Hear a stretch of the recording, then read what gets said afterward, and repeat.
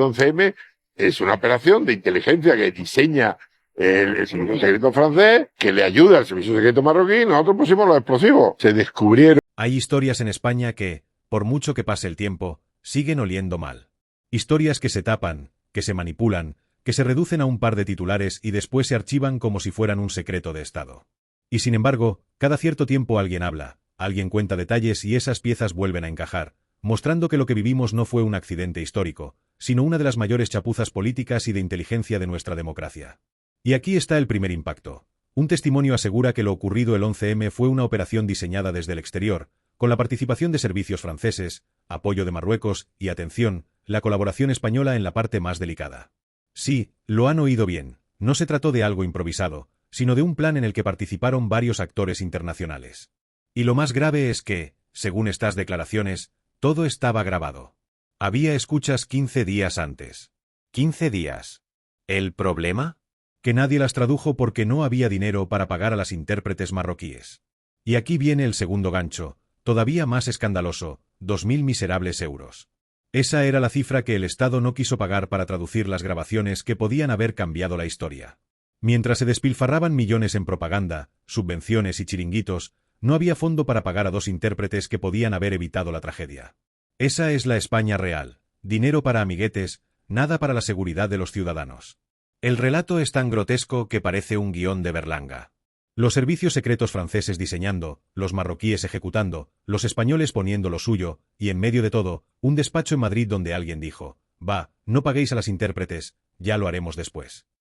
Y claro, después era demasiado tarde. Cuando por fin revisaron las grabaciones, se encontraron con conversaciones explícitas sobre lo que iba a ocurrir. 15 días antes. Pero ya no servía de nada. El responsable de aquella decisión, el que recortó el presupuesto, el que negó los fondos para las traducciones, no solo no fue castigado, sino que terminó ascendiendo. Y no en la administración, sino en una gran empresa privada, con sueldazo incluido. Porque en España los errores no se pagan, se premian. Da igual que tu negligencia haya costado vidas, lo importante es tener los contactos adecuados. Es la ley de hierro de la política, la incompetencia se paga con un sillón más cómodo. Este testimonio confirma lo que tantos españoles sospechamos desde el primer día, que nunca nos contaron toda la verdad. Que la versión oficial estaba llena de agujeros, de contradicciones, de silencios sospechosos. Y que, al final, lo único que se buscaba era cerrar el caso lo más rápido posible para que nadie siguiera tirando del hilo. Porque si tiras del hilo, aparece Francia, aparece Marruecos, aparecen los servicios de inteligencia españoles, y se cae la narrativa de la casualidad. El escándalo de las intérpretes es, quizás, el símbolo más humillante de todo este asunto. ¿Cómo es posible que un Estado, con miles de millones en presupuestos, no tenga 2.000 euros para garantizar traducciones críticas? ¿Cómo es posible que esas grabaciones estuvieran guardadas, esperando, hasta que ya fue demasiado tarde? La respuesta es obvia, no fue una cuestión de dinero, fue una cuestión de prioridades. Y la prioridad, como siempre, no era proteger a los ciudadanos, sino protegerse a sí mismos. Y aquí está lo más sangrante. Si lo que cuentan es cierto, España no fue víctima inocente, fue cómplice. No en el sentido de desear lo ocurrido, sino en el de mirar para otro lado, de participar en lo que tocaba, de aceptar el papel que le asignaron en una operación internacional donde los ciudadanos eran la moneda de cambio. Y eso, amigos, es lo que más duele. Descubrir que quienes debían defendernos estaban más ocupados en obedecer órdenes externas y en proteger sus carreras que en garantizar la seguridad de su pueblo.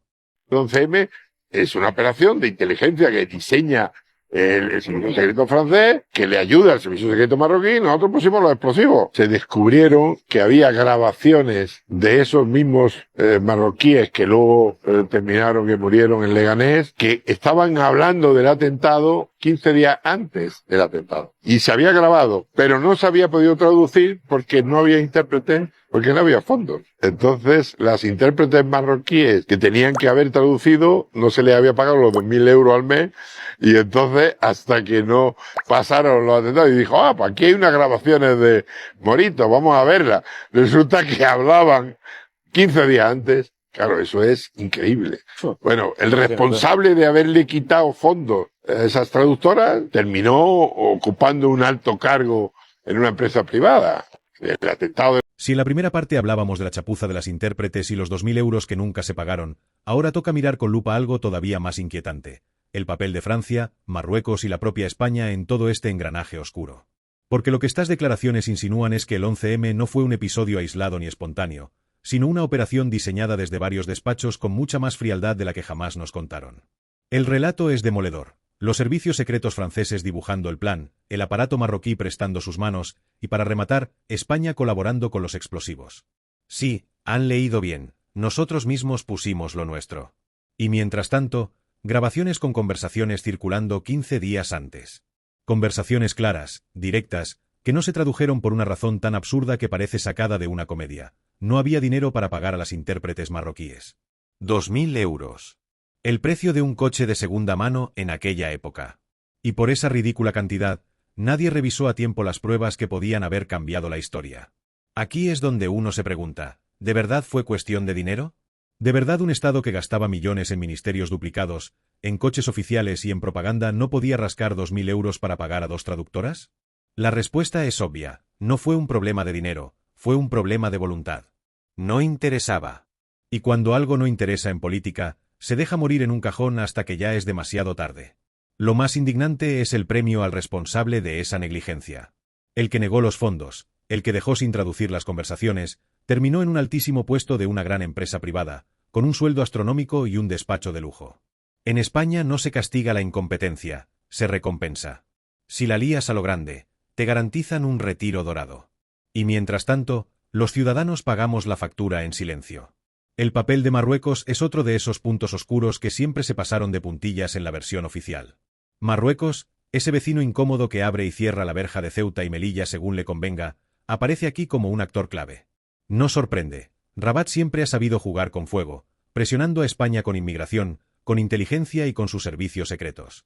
Y Francia, como no, también asoma en la historia. Francia, siempre dispuesta a mover piezas en el tablero europeo, aunque eso implique dejar a los demás con las manos manchadas. Y en medio de todo, España. Nuestro país, reducido a la caricatura de un peón en un tablero que otros manejan. Obedeciendo órdenes, aceptando papeles secundarios, participando sin rechistar. Y lo más grave, tapando todo después con una versión oficial que hace aguas por todas partes. Porque la versión oficial fue un relato fabricado para cerrar rápido, para que la gente dejara de hacerse preguntas, para enterrar el tema bajo una montaña de titulares repetidos. Lo que siguió fue una manipulación política de proporciones históricas. En lugar de investigar a fondo, se utilizó lo ocurrido como arma electoral. Se lanzaron acusaciones cruzadas, se fabricaron relatos para desgastar al adversario, se bombardearon las televisiones con titulares diseñados para moldear la opinión pública. Y así, en cuestión de días, lo que debería haber sido un ejercicio de transparencia se convirtió en una guerra política en la que la verdad fue la primera víctima. Lo irónico es que, mientras tanto, las grabaciones seguían ahí. En archivos, en discos duros, esperando a ser revisadas. 15 días antes ya se hablaba de lo que iba a ocurrir. 15 días. Y nadie lo tradujo, nadie lo revisó, nadie movió un dedo. Pero eso sí, cuando todo estalló, aparecieron políticos corriendo a los platós para dar lecciones, para señalar culpables y para aprovechar el desastre en beneficio propio. Esa es la España real, incapaces de prevenir, expertos en manipular después. El detalle de las intérpretes no es menor. Es el símbolo de toda la historia. Porque refleja el desprecio absoluto hacia la seguridad de los ciudadanos. 2.000 euros que nunca se pagaron.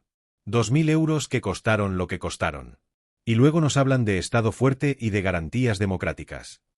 Un Estado que no paga a sus intérpretes pero que si paga sobresueldos a los inútiles que la fastidian no es un Estado fuerte, es un chiringuito al servicio de intereses ocultos. Lo más inquietante de todo es que, 20 años después, todavía no tenemos respuestas claras. Todavía hay piezas que no encajan, todavía hay documentos que no se publican, todavía hay voces que denuncian sombras y son silenciadas. Y mientras tanto, seguimos atrapados en una versión oficial que huele a relato prefabricado. Este testimonio que ahora analizamos no es un invento aislado, es parte de esa verdad incómoda que nunca nos quisieron contar. Y lo peor es que, al final, la conclusión es siempre la misma. España fue utilizada, manipulada y engañada. Y los ciudadanos, como siempre, fuimos los últimos en enterarnos. Lo que queda claro después de escuchar estas declaraciones es que el 11M no solo fue un episodio oscuro, sino también un ejemplo supremo de negligencia política y chapuza institucional. La imagen es clara, servicios secretos franceses dibujando el plan, los marroquíes aportando su parte, España poniendo lo suyo y, en medio de todo, grabaciones con las pruebas más valiosas del mundo sin traducir porque faltaban 2.000 euros. 2.000. El precio de una moto de segunda mano, el presupuesto de una campaña de concejal de pueblo, lo que se gastan algunos ministerios en café en una semana. Ese es el nivel de nuestro Estado, capaz de mover millones para campañas de propaganda, para chiringuitos feministas, para subvenciones absurdas, pero incapaz de garantizar que 2 intérpretes cobren su sueldo. Y claro, cuando por fin se revisaron las cintas, ya era tarde. 15 días de ventaja tirados a la basura por pura dejadez. El remate es todavía más insultante. El responsable de esa decisión, en lugar de ser cesado o juzgado, acabó premiado con un alto cargo en una empresa privada. Como siempre en España, los errores no se castigan, se recompensan. La incompetencia no se paga con cárcel ni con dimisión, se paga con un despacho más grande y un coche oficial mejor. Es la ley de hierro de la política patria. Cuanto más la lías, más te ascienden. Y mientras tanto, los ciudadanos seguimos sin respuestas. La versión oficial sigue llena de agujeros, las preguntas incómodas siguen sin contestarse y los medios, en su mayoría, prefieren pasar de puntillas. Cada vez que alguien intenta arrojar luz sobre las sombras, se le tacha de conspiranoico, se le margina o se le silencia. Pero lo que está claro es que lo que nos contaron no es toda la verdad. Y cuando los datos reales aparecen, como este escándalo de las grabaciones sin traducir, la indignación vuelve a estallar. Lo peor es que este caso resume perfectamente cómo funciona nuestro sistema. Se invierte en imagen, se recorta en lo importante, y al final somos los ciudadanos los que pagamos el precio. 2.000 euros que nunca se gastaron se convirtieron en el símbolo de un país donde la seguridad de la gente vale menos que una campaña de propaganda electoral. Y ahora, vayamos al monólogo humorístico final, porque tanta tragedia solo se soporta con un poco de sarcasmo. Imaginen la escena en aquel despacho. Llega un funcionario y dice: «Oiga, tenemos grabaciones en árabe que hablan de algo gordo, necesitamos traductores, son 2.000 euros al mes». Y el jefe, con cara de póker, responde: «¿2.000 euros? Ni hablar. Eso es un gasto excesivo. Mejor guárdelo en un cajón y ya lo vemos después». Y acto seguido firma un presupuesto de 20 millones para cambiar el logo de un ministerio. España en estado puro. O piensen en las intérpretes, llamando a la puerta: «Nos van a pagar este mes». Y desde dentro alguien responde: «No hay fondos, lo sentimos, pero hemos aprobado 5 millones para un observatorio de igualdad de género en la cría del mejillón gallego». Claro, prioridades. La mejor imagen es la del responsable que negó los fondos recibiendo años después su ascenso a una gran empresa privada. Lo imagino en su nuevo despacho, brindando con champán y diciendo: «Menos mal que no pagué a esas traductoras, porque gracias a eso hoy estoy aquí». Y todos aplaudiendo. En España, la mediocridad siempre tiene premio. Al final, lo que estas declaraciones nos recuerdan es que seguimos sin conocer toda la verdad, que hubo negligencias que jamás se explicaron y que los ciudadanos fuimos tratados como piezas de ajedrez en un tablero internacional. Y lo más sangrante es que todo pudo haberse anticipado, por 2.000 euros. 2 billetes morados. Ese fue el precio de nuestra historia reciente. Así que, si tú también crees que ya es hora de que se sepa toda la verdad y de que en España la incompetencia se pague de una vez, suscríbete al canal. Aquí no tapamos, aquí destapamos, aunque moleste a los de arriba.